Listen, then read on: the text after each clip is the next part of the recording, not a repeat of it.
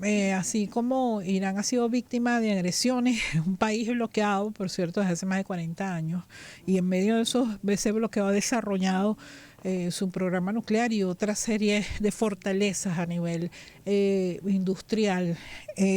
Pues Venezuela no solamente nos están aplicando un bloqueo, sino que ahora están criminalizando a nuestros connacionales. 253 venezolanos se encuentran secuestrados y en un limbo, además, en una cárcel de El Salvador, un gobierno que se ha prestado además para este delito contra la humanidad. Yo no creo que se pueda calificar de otra manera. Tenemos en el estudio a Alfredo Ruiz, defensor del pueblo, y a Tibisay Martínez. Ella es familiar de uno de esos venezolanos que está secuestrado en El Salvador. Alfredo, Tibisay, muchas gracias por acompañarnos hoy. Muy buenos días, saludos Esther, saludo a todas las personas que están escuchando.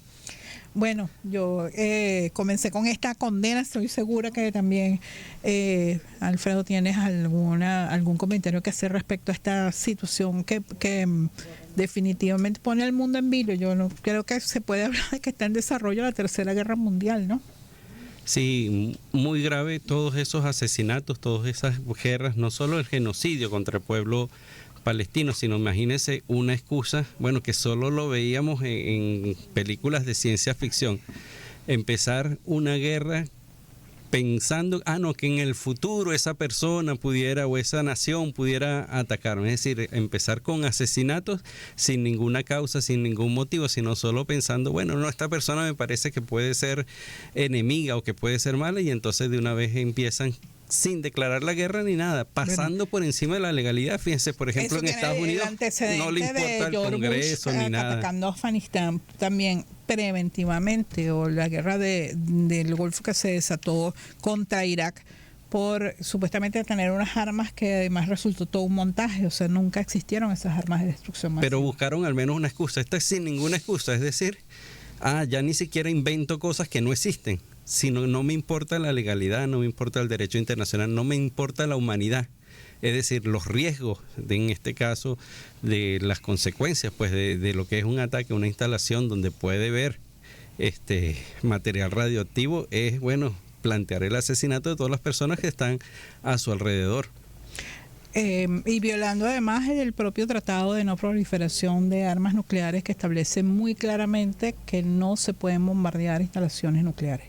Sí, así es decir, estamos viendo cómo hay que reconstruir todo lo que es el derecho internacional, porque lamentablemente...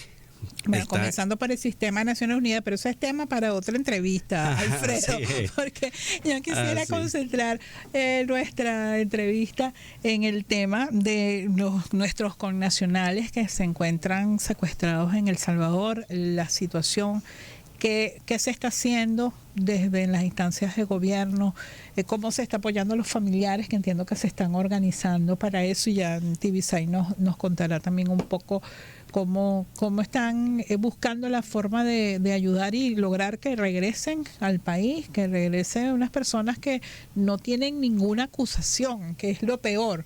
O sea, no hay nada que justifique que estos muchachos estén en El Salvador.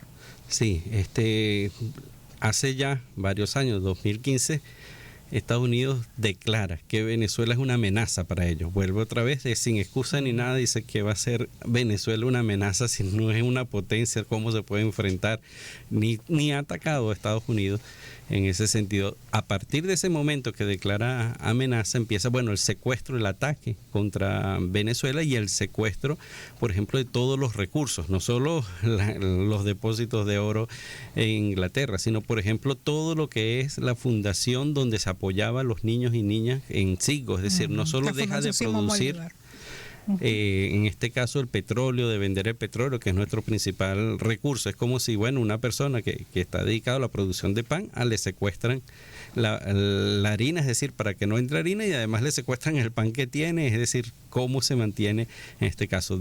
Muy importante, bueno, acabaron con todas esas medidas coercitivas, ya más de 1030 medidas coercitivas con todo lo que es la producción y la posibilidad de comercialización, el 99% del presupuesto nacional, de todo lo que, bueno, los gastos del Estado con esas medidas. Y empezaron entonces que era imposible vivir en Venezuela, y un llamado a todas las personas venezolanas que pudieran ir en este caso a Estados Unidos o otros países donde serían bien recibidos. Empezar con ese engaño, ¿verdad? Y después entonces muchas de estas personas que accedieron a, bueno, vamos a buscar mejorar nuestras condiciones de vida, realmente la situación es difícil, queremos mejorar nuestra condición, empezaron a detenerlas durante meses en primer lugar, pero al comenzar el gobierno de Trump empieza una medida todavía mayor, que es el secuestro de estas personas. El secuestro, digo, porque no es solo detener una persona que no tenga documentos ilegales. Tenemos, en muchos casos, las personas estaban fuera de Estados Unidos esperando una cita para poder entonces legalizar su entrada, para hacerlo formalmente.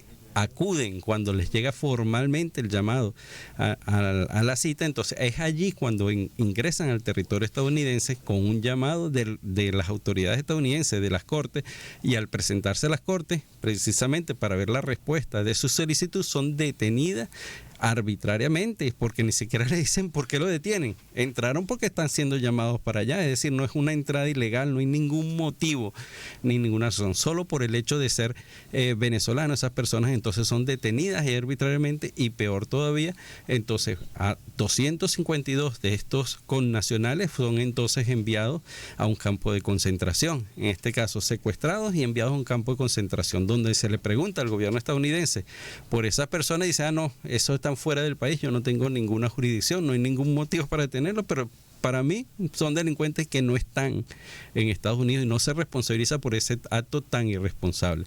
Se le pregunta entonces a las personas que están en ese campo de concentración, digo campo de concentración porque es muy similar a lo de la Alemania nazi, lo que hacían entonces los nazis, es decir, por la nacionalidad viene un poco de personas sin ningún motivo, es decir, sin haber cometido ningún hecho delictivo, ninguna situación, y ahí entonces tienen imposibilidad de acceder a un juez, imposibilidad de conocer por qué están detenidos, imposibilidad de comunicarse con sus familiares, es decir, están allí, y cuando se pregunta el motivo por el cual ellos dicen, no, desconocemos. Eso hay que preguntarse a las autoridades de Estados Unidos, que ya dijeron que ellos no tenían ningún motivo.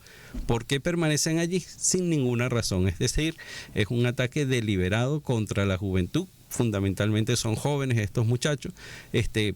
¿Entre qué edades están? Mira, hay muchachos desde 19 años, bueno, allá personas más de 40 años, aproximadamente 40 años, pero están en plena, vamos a decir, etapa de producción. Eran personas que muchas de ellas mantenían a sus parejas, mantenían también a sus familias, algunos con hijos, y es destrozar no solo la vida de esas personas, sino todas esas familias, y además la vida de otras personas que dicen, bueno, pero si ese le pasó a ese joven, a ese muchacho que ni siquiera había ingresado al territorio estadounidense, ¿qué puedo hacer yo? Y entonces está en una situación muy difícil, porque estamos viendo cómo hay esos despidos totalmente injustificados a venezolanos que están trabajando con permiso de trabajo, con permiso de estadía allí, y sin embargo entonces tienen que esconderse, son despedidos, es decir, están en una situación como resultado de esta campaña de terror, porque la idea es producir tal nivel de terror que las personas entonces salgan huyendo de ese país. Tibisay, te agradezco mucho que nos acompañes. Quisiera que nos dieras los detalles de quién es tu familiar, cómo se llama, en qué condiciones estaba en Estados Unidos, y su condición es lo que nos estaba narrando el defensor del pueblo. O sea, entró para ir a la Corte de Migración. ¿Cómo fue la situación? Buenos días, mi nombre es Tibisay, mi hijo se llama Alexis Enrique Medina. Bueno, de verdad él estaba trabajando, ya él entró el 23 de noviembre del 2023 junto a su esposa, sus 2 hijos, buscando una mejor calidad de vida.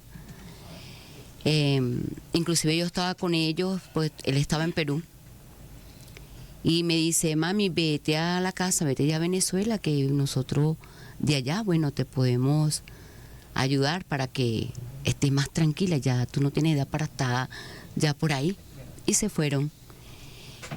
Pasaron sus travesías, como todo el venezolano, guerreando para llegar a su propósito. Y bueno, ya tenía un año desde el 2023 hasta el día que fue la ICE, le tocó su puerta.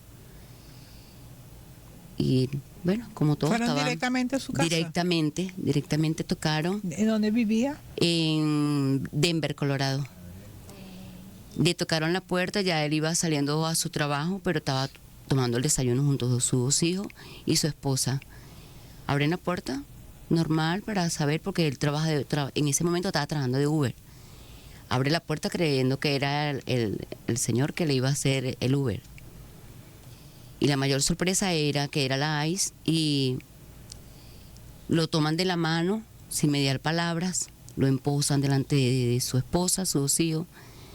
Su esposa, al ver que se lo están llevando, él tiene sus documentos, él tiene su social, él tiene su permiso de trabajo por 5 años que se lo dio el Estado. O sea, ¿cómo agarras a una persona, te la llevan injustamente, solamente porque no hiciste cambio de domicilio? ¿Y ahora dónde se encuentra mi hijo? En El Salvador, en una cárcel de terroristas, donde nosotros no sabemos. ¿Cómo supo tu familia después del momento en que lo detiene la ICE en su vivienda hasta que llega a El Salvador? ¿Cómo se enteran ustedes? ¿Cómo fue el proceso? Bueno, el proceso, él lo llevan a la 3031 de Oakland, en el mismo distrito de Colorado.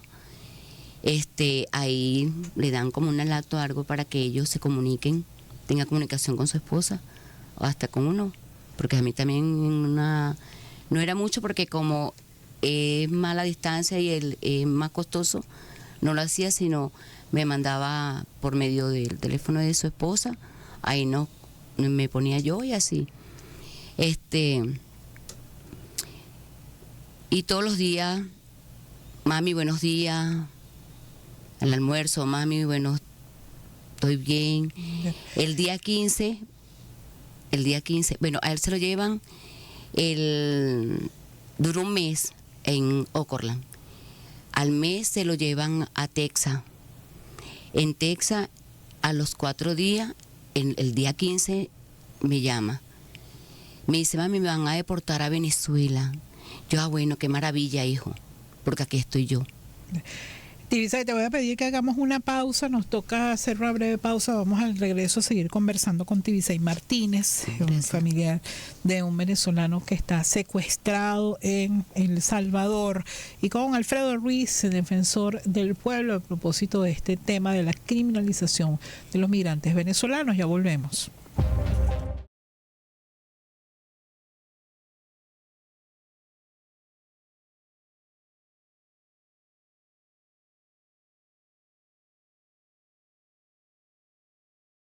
Estados Unidos